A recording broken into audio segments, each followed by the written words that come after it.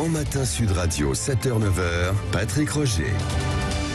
Il est 8h43. Lydia Guérousse est toujours là avec sa belle veste pleine de cœur. Non mais c'est un appel, ça veut dire quelque chose, ça. Éric Revel, lui, qui est normal, hein, voilà, pas de fleurs, pas de. Vous auriez pu mettre des fleurs dans les cheveux. Petite veste rose. Bon, on avait mis, mais il y a eu du vent en arrivant. Voilà, c'est ça, oui. Un peu de vent dans les voiles. 8h44, donc les sujets qui vous font réagir, les insultes à l'Assemblée nationale ou encore la grève des médecins. Tiens, Laurent est avec nous, 0826 300 300 de Mérignac. Bonjour, mon cher Laurent. Oui, bonjour. Alors, Laurent, est-ce que vous soutenez ou pas la grève des médecins libéraux généralistes aujourd'hui ? En fait, non. Non, parce que en fait, cette grève des médecins, la dernière fois, si j'ai une bonne information, elle n'avait pas été trop suivie. Non. Donc, je trouve qu'on fait un peu cas d'un épiphénomène. En plus, les médecins, pour moi, c'est un petit peu la caricature d'une société hyper égoïste où chacun pense à son mètre carré à lui, pour ceux qui font grève, puisque on n'est pas dans une population qui soit en difficulté particulièrement financièrement. Ils ont beaucoup de boulot, comme nous tous. En sortie de Covid, on a beaucoup de boulot pour faire vivre nos entreprises. Donc, on bosse et puis voilà. Donc, non, je soutiens pas. Moi, je comprends. On a entendu des médecins tout à l'heure. Il va y en avoir qui vont nous appeler, d'ailleurs, au 0826 300 300. Mais vous avez raison. C'est-à-dire que eux se plaignent parce qu'ils estiment qu'aujourd'hui, leur charge de travail est devenue trop conséquente et qu'ils ont du mal à faire face. D'autres disent, ils gagnent encore bien leur vie, tout de même, entre 5 et 8 000 euros. Alors, il y a des études de médecine, mais bon, je ne sais pas ce que vous en pensez, vous, Lydia Guérousse, Éric Revel, et restez avec nous, Laurent. Je trouve que c'est compliqué aujourd'hui pour les médecins. Alors c'est sûr que les salaires qui sont annoncés semblent importants, mais il y a quand même une charge de travail qui est extrêmement lourde. Ils n'ont pas non plus été augmentés depuis 12 ans, j'entendais ça. Et je trouve que les 1,50 € qui sont annoncés, c'est risible.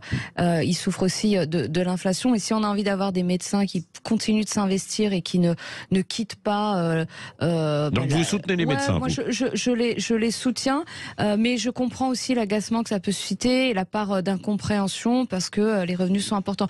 Là où moi j'aimerais qu'il y ait un effort qui soit fait, c'est que les médecins, on puisse leur dire après ces années d'études qui sont payées par l'ensemble des Français. Il faut le rappeler. Ouais. C'est comme les fonctionnaires, mais les fonctionnaires ils ne s'installent pas où ils veulent.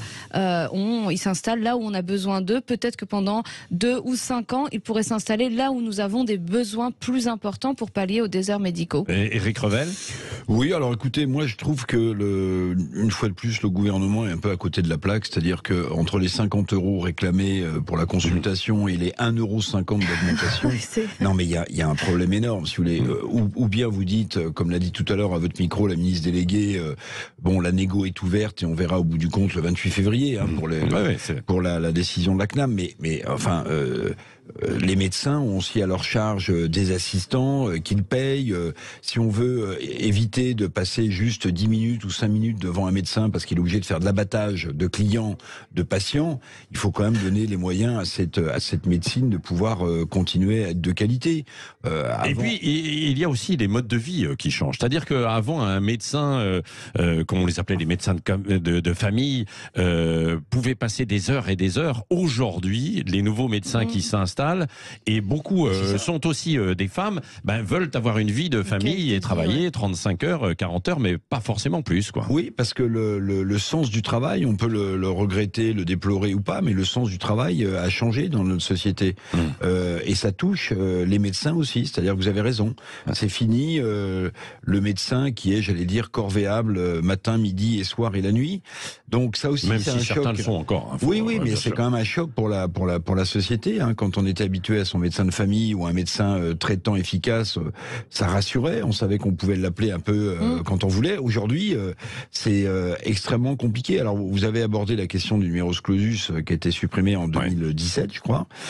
C'est un vrai sujet parce qu'il faut aussi rappeler quand même qu'il y a beaucoup de médecins, enfin quelques médecins qui protégeaient leur chiffre d'affaires évidemment, pour éviter que d'autres. Attendez, l'ordre des médecins, bien sûr, avait un rôle, quoi. Donc ça aussi, il faut le prendre quand même en considération. Mais ce qu'il faudrait pas, au bout du compte, c'est c'est que finalement, nous qui soi-disant avions le meilleur système de santé du monde avant la crise Covid, on se retrouve dans un système de santé où il faut se battre pour avoir un spécialiste, quel cas aujourd'hui, où il faut se battre pour avoir un médecin traitant, et dans nombre de villages ou de villes de province, tout autant dans les villes que les médecins ne prennent plus de patients. Bien sûr.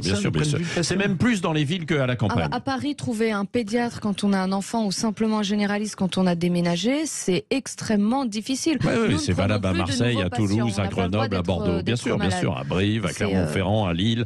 Partout, évidemment, c'est un peu la même chose. Laurent, un dernier commentaire ? Oui. Parce que je suis complètement d'accord avec ce qui vient d'être dit, difficile de trouver un nouveau médecin. Mais par contre, il y en a qui développent des choses qui sont des consultations privées où on accède plus facilement en payant plus cher. C'est pas normal, quoi. Ça, c'est pas normal. Non, bien sûr, oui. Vous avez les consultations à distance qui sont beaucoup plus chères, facturées. Ça dure 3 minutes. Allez hop, top chrono, c'est vendu. Mais alors, c'est ce que défendent aussi les médecins généralistes. Hein. Il y en a un qui était avec nous ce matin, responsable tout à l'heure à MG France. Il disait, moi, je ne veux pas non plus d'un supermarché des médecins avec des médecins dans des télécabines et pour ce genre de consultation, quoi. C'est vrai, Laurent, qu'il y a un choix aussi à faire, là. Ça commence à se développer, les téléconsultations, ça peut être en partie une solution pour pallier sur certaines zones, parce que dans ces cabines, j'ai pu en visiter une, vous avez tout ce qu'il faut pour prendre les différentes constantes, vous avez un médecin, mais c'est vraiment quand il n'y a plus d'autres solutions. Le lien avec votre médecin, l'échange avec votre médecin pour poser un véritable diagnostic, il est très important. Mais ce qu'on constate sauf pour les petits bobos ou les jeux, mais parce qu'il y en a qui se précipitent pour un oui, pour un non chez les médecins aussi. Hein. Ouais, je sais pas. Mais les consultations aujourd'hui, c'est 2-3 minutes chrono et hop, merci, au revoir. Enfin, c'est très difficile. Non, mais où il faut trouver une solution rapidement, c'est qu'on assiste à un engorgement total de toute la chaîne médicale. Ça, c'est vrai. C'est-à-dire, vous trouvez plus de médecin pour vous soigner, vous allez aux urgences, les urgences sont saturées, vous appelez le SAMU, et le SAMU est dans une situation très compliquée quand il y en a un dans les villes. Allez, on va passer. C'est toute la chaîne. On va passer à un autre sujet. Vous vouliez ajouter encore un mot, mon cher Laurent ?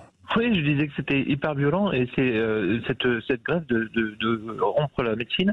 Et c'est à l'image de la société et de votre sujet suivant, la violence à l'Assemblée. Voilà, c'est concomitant. Vous avez fait la transition, mon cher effectivement Laurent, avec évidemment cette petite phrase qui fait beaucoup causer, ces insultes hier à l'Assemblée. Entre 2017 et 2019, c'est 33% d'accidents du travail causant la mort en plus. Donc vous ne pouvez pas arriver ici et me dire que la suppression des CHSCT n'a eu aucun effet.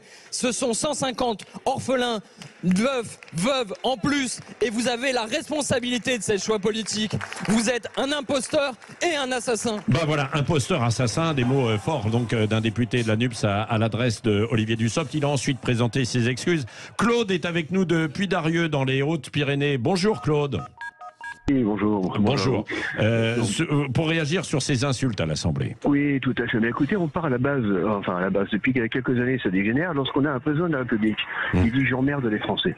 Voilà, donc c'est-à-dire tout est permis, tout est autorisé. Il y a une dizaine d'années, lorsqu'on avait encore Chirac ou Mitterrand, on avait des gens qui étaient posés, qui étaient calmes, qui réfléchissaient, qui avaient un langage qui était soutenu. Et c'est ça, c'est comme ça qu'on peut avancer, c'est comme ça qu'on peut progresser. Et dès qu'on a des personnes qui représentent le summum de l'autorité, qui se permettent d'avoir des propos comme cela, eh ben tout est ouvert à tout le monde. Alors pourquoi on va reprocher aux députés alors que au président il n'a jamais présenté ses excuses. Voilà. Donc alors je n'excuse pas les députés, c'est pas normal. Eux aussi devraient montrer cet exemple et retenir leurs propos et faire attention à ce qu'ils disent. Mais vous dites que c'est le reflet de la société, quoi, aujourd'hui. Non. Je dis que nos politiciens ne montrent pas l'exemple au plus haut niveau de l'État. C'est à eux de montrer cet exemple. Si eux ne montrent pas l'exemple, comment voulez-vous que les autres disent eux ils le peuvent, je peux, je m'autorise. Et ils s'autorisent, je m'autorise.